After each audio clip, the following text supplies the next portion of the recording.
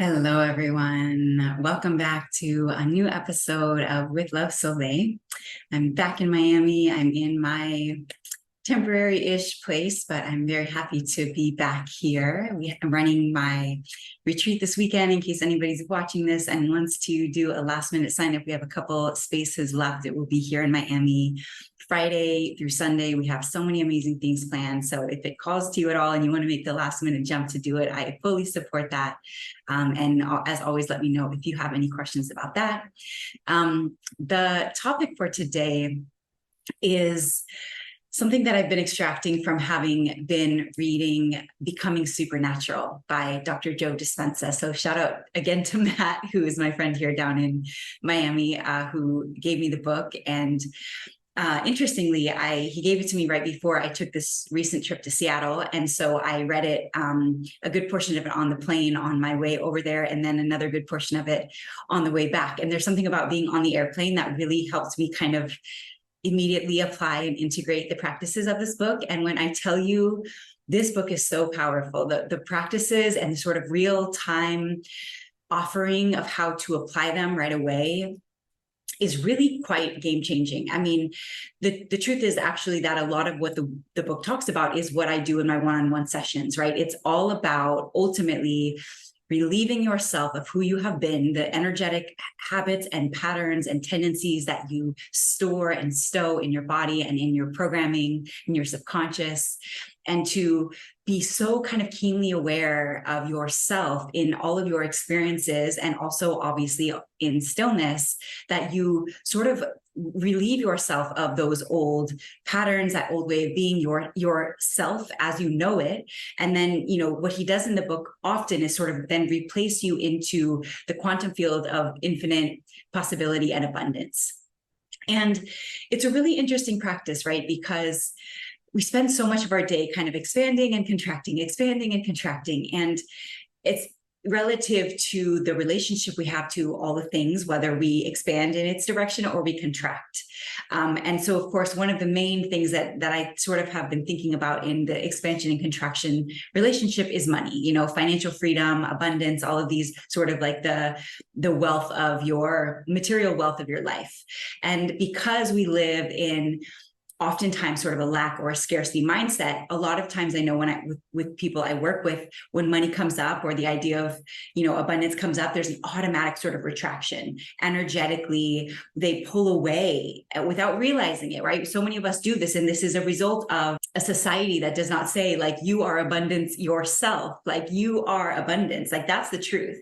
We are abundance. We are always and infinitely tapped into the highest universal possibility, wherein abundance is always possible and always present. Like, to me, the highest universal possibility is abundance. It is always there. And so the retraction then is to withdraw yourself from that relationship and that connection. And then you live from that small end space wherein you, instead of being kind of like fully integrated and connected to abundance at all times, you end up literally disconnecting yourself, because you're the only one who can do that, from the possibility of abundance that is always present.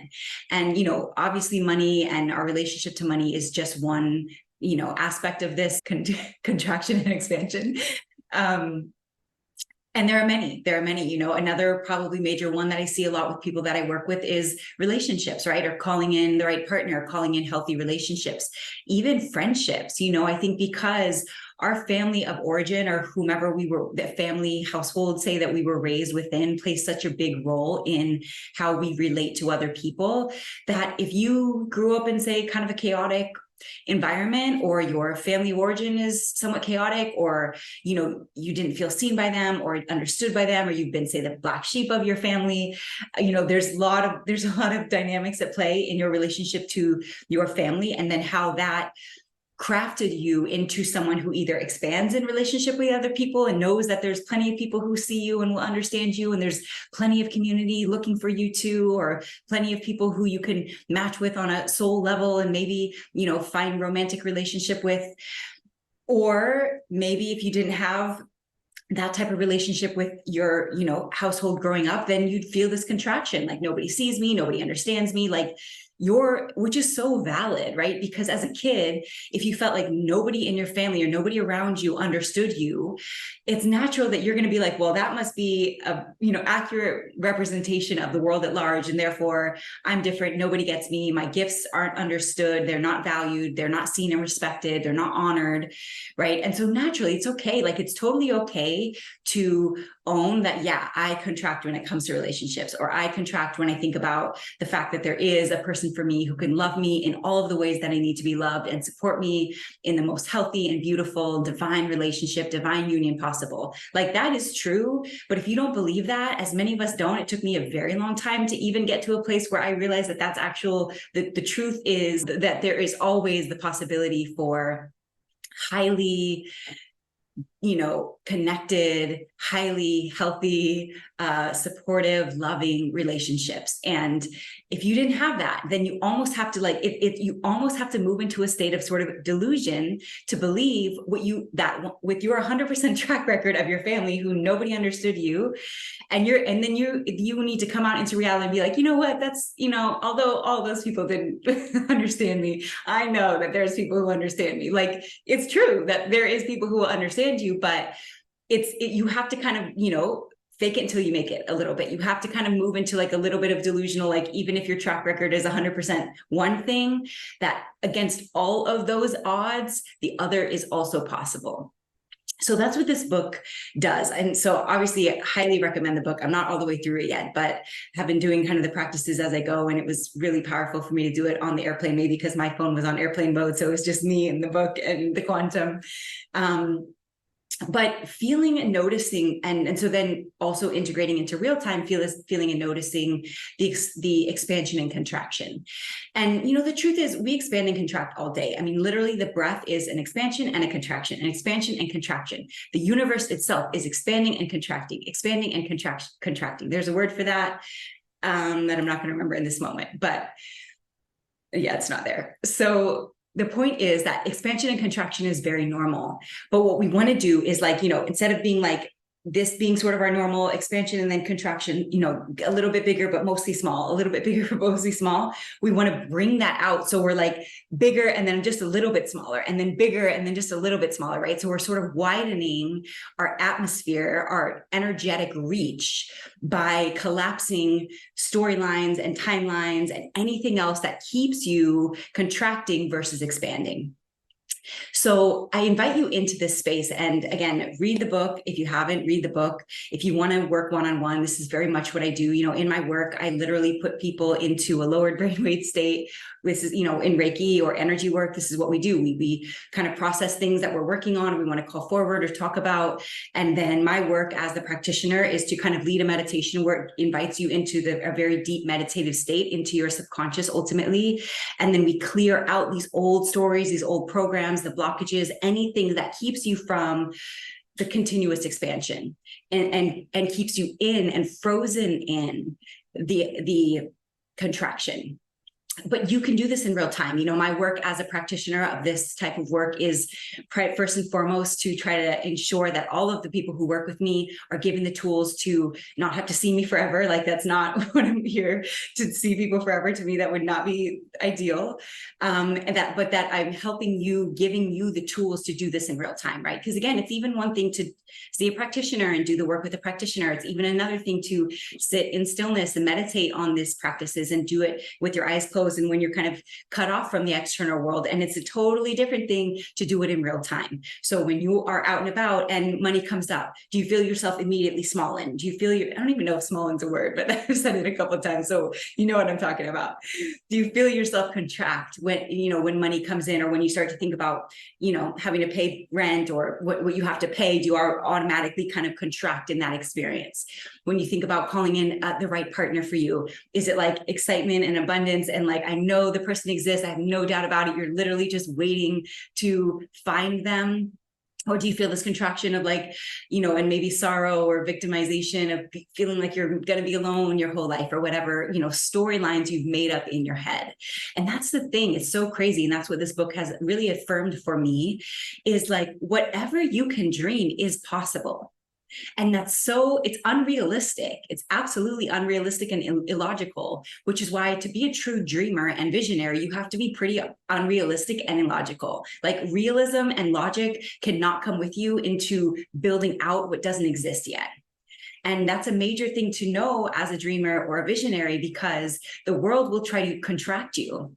The world does not want you in your full expansive creation mode, because you don't fit into society when you're in that space. That's like ultimate greatness, is to be in your, continuous expansion with just the minor contraction, but you're always growing, you're always evolving, you're always building new, you're creating new possibility with your energy field alone, and then calling that forward into your life experience, and then living out the truth that more is always possible, despite the odds, despite the averages, despite what anybody has to say or has said or has measured or anything else.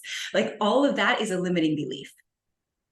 And it's hard to sit with that, because we're such, logical thinkers, and we use our brain in logical ways, and we like order, and we like things that make sense, and we like to run on rules and programs so that we can feel comfortable. And so you have to collapse all of that to be a true visionary and say, I'm going to do the impossible. What someone today would say is impossible, I'm going to do that. And you can hold that space and vision, and you don't even know what it is. You're not even going to know what it is until you do it. And so imagine then trying to tell the person next to you, like, I'm going to do this thing. I don't know what it is, but I'm going to do it because that's what I'm here to do. And they're like, well, what is it? And you're like, I don't know, because I haven't done it yet, but I feel it in my bones, and I feel it in my spirit. I feel the expansion of myself every time I think about it. So I know there's more for me. And I know that when I leave this earth plane, I will have done something that no one else has ever done. And if nothing else, that's just to be you. But how that paints its own masterpiece is going to be up to your life decisions and your real-time work in staying in the expansion, trusting that there is always more than what you think is possible, and that the quantum field holds infinite possibility. Infinite. Like there's no limit. There is no limit. We have no idea what we're capable of as humans. But so far, we know that we can trash the planet, go to Mars, trash ourselves, live out in small potential. Like what we've done it's great. We're doing great as humans, but I really believe there's significantly more for us to do. And we have eternity to do it. And so you can decide right now, you're going to be one of the ones that leads the way into what I call the new paradigm, which is people living out their most supreme life experience through high vibrational experience, loving how you feel from the inside out, blooming into that reality, attracting other people from that pure sense of integrity and authenticity, where they're like, man, I feel like I could do that too. And they don't even know what it is for them, right? So you're just opening up portals for them and their own possibility by just living in your experience. That is outstanding. And it is absolutely possible, but it is an active decision. So yes, stillness work, do these practices, notice, sit in a meditation and just sit with money. How do I feel about money? How do I feel about paying all of my bills? Call all of the energies forward. Notice the ways that you contract, push against them. Notice where in your body you contract. The other thing that Dr. Joe Dispenza talks about a lot is the energy centers, which again, super dope for me because I'm an energy worker. So like you're speaking my language here. But what you'll notice is there will be regions of your being in particular where you contract when it comes to money or relationships or whatever else. So you close your eyes and you sit in money. I'm just going to feel into money. How do I feel about money? How do I feel about abundance? Do I feel good about my financial freedom? Do I feel like I have plenty? If not, okay, where am I contracting? Okay, is it here, right here? It's my power center. I'm out of my power when it comes to money. Like your body has all the information you need to help you understand your relationship to money and how to take your power back. If it's not power, then maybe it's below. It's belly, sacral, right? That's your sense of self. Maybe you don't feel worthy of living in financial freedom, or maybe you don't feel worthy of the abundance that's always here, right now, all the time. Worthiness is also a major piece of all of it, really. But, worthiness lives in the belly. So notice the regions of your body that contract, and that's where you're going to go. You're going to push that energy back out. You're going to call it back out. Find affirmations. I am fully in my power when it comes to money. I am absolutely worthy of full financial freedom and the highest levels of abundance and wealth that my life can even contain. Like reprogram yourself. This is reprogramming yourself. And some people could act like this is weird. To me, this is the masters are doing this work. The true masters are reprogramming themselves constantly to relieve of who they have been and to make space for the possibility of who they are to become. So it's up to you. It's up to you. You can start right now. You can turn off this video when I get done and sit for a second with money, with relationships, whatever you're calling in, and notice honestly your relationship to it. Notice if it feels expansive, and if it does automatically, that's beautiful, and make sure you keep that in real time.